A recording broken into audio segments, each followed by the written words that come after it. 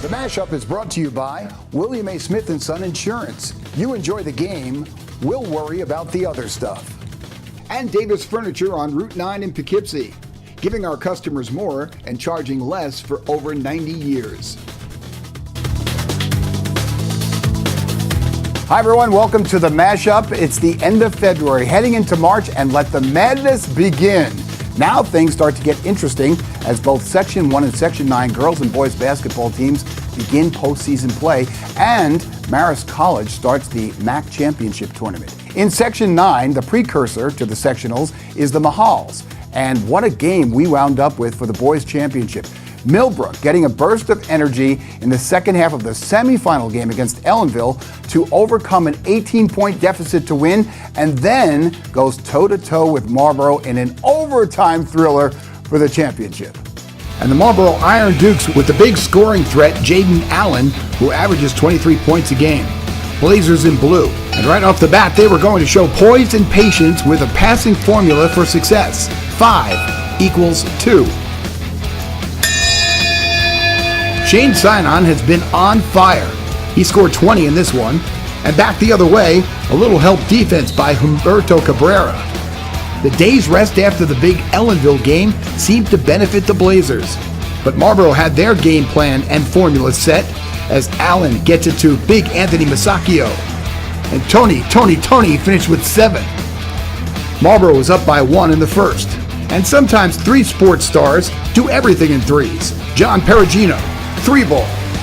He finished with 9 points. The Iron Dukes led 22-18. Sinon's got a 3-ball from the corner pocket. And the ability to run the floor with the best of them. But here's how the first half ended. With Billy Williamson at the right place at the right time. Marlboro held a slim 1-point lead at the half. Second half, Millbrook started to get some separation as Cabrera was a driving force in the second half, scoring 16 of his 22 points. And in the fourth quarter, Sinon showed no signs of letting up. Big 3 here had Millbrook up by 7. But you can't count out the Iron Dukes as long as Jaden is on the floor. He scored 14, followed up by another 3 sports star, Sam Mangelli, also does it in threes. It was a 2-point game. But Humberto shows some abracadabra and finds a seam to slip through. The Blazers up 4 with 2:43 remaining. The handoff to Masacchio, and he gets the friendly roll. We're back to a 2-point game. Cabrera has a chance to make it a 4-point game, but only hits 1 of 2 free throws, and that was music to Austin Casey's ears. His first basket of the game was a 3, and he finishes with another 3 to tie the game at 50 and forcing overtime. In the OT, Sinon's 3 was huge, and with 38 seconds left and Marlboro down by 3, watch what happens. Allen misses.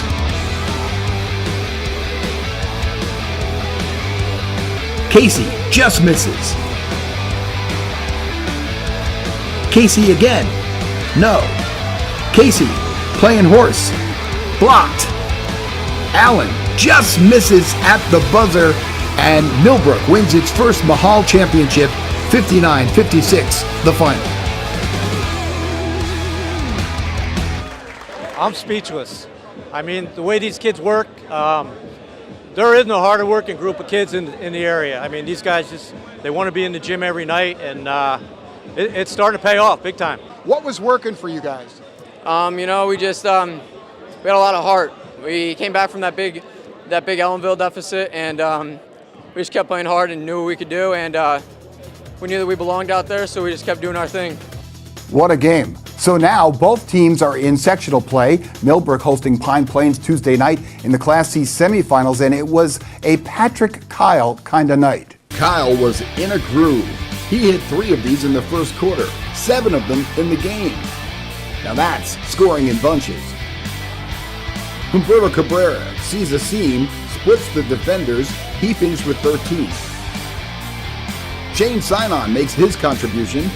The Blazers led 25-11 after 1. Second quarter.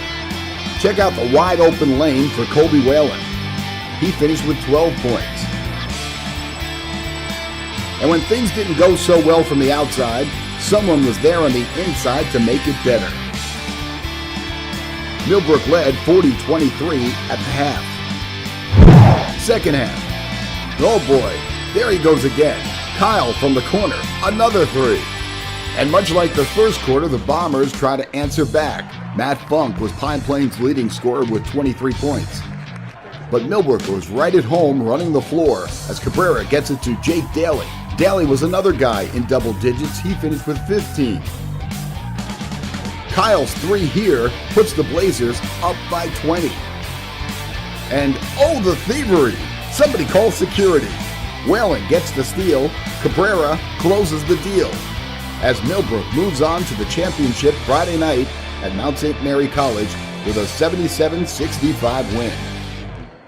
Getting back to the Mahals, the girls' championship followed up the boys' championship with Millbrook girls looking for the sweep against the high-powered Highland Husky offense led by Brianna Rozzi.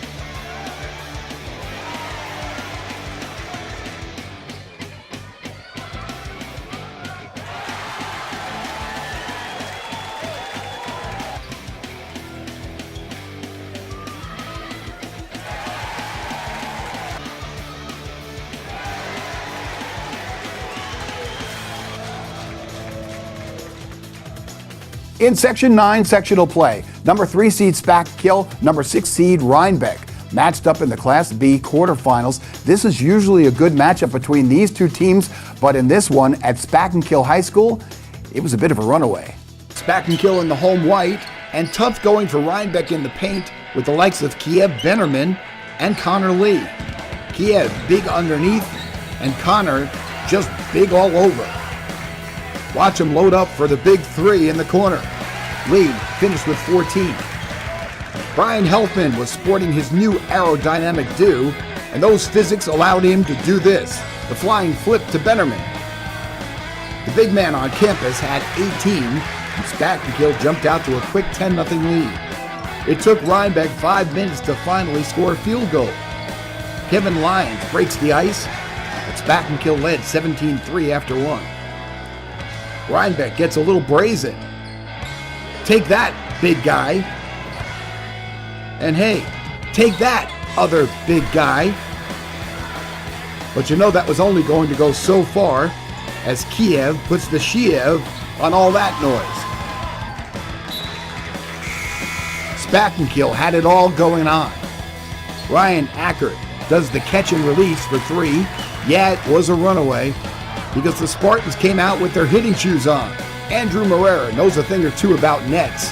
Soccer goes low, hoops goes high. Credit Matt DiNatale for leading the charge.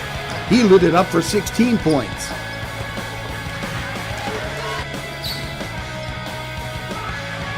But hard to corral the K-twins, Kiev and Connor. Kept Rhinebeck at bay with a 53-33 win, and on to the semis in Class B.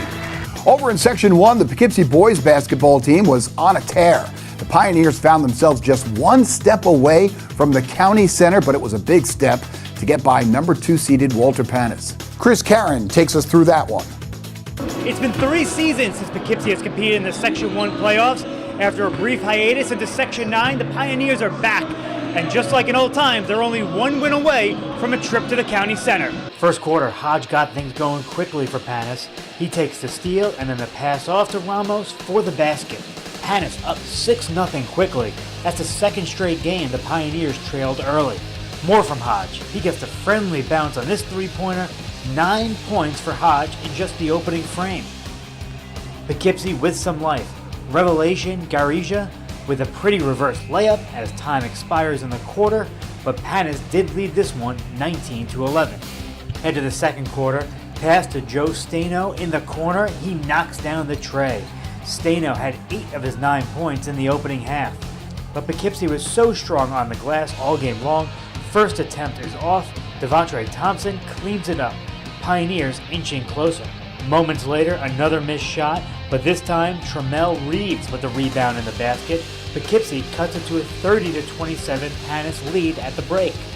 Third quarter, Pioneers pulled to within 1, but Panis goes on a 9-0 run, highlighted by Brandon Ramos, 8 of his 15 points coming in the third. Then Ramos pushing, and he kicks it out to Hodge, 4-3. Brandon Hodge, you are cleared for takeoff.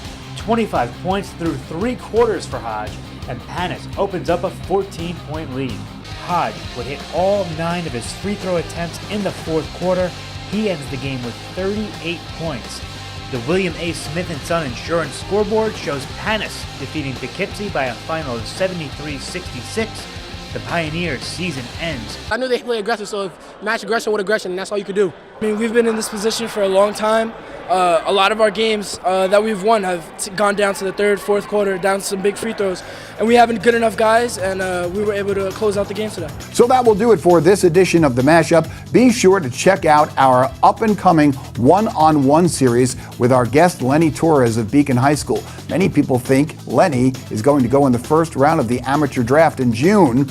We'll get Lenny's take on all of that, so keep an eye out for that interview.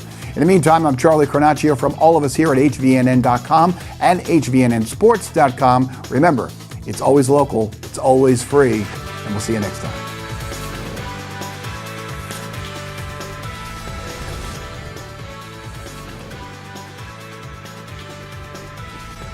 The Mashup is brought to you by William A. Smith & Son Insurance. You enjoy the game, we'll worry about the other stuff.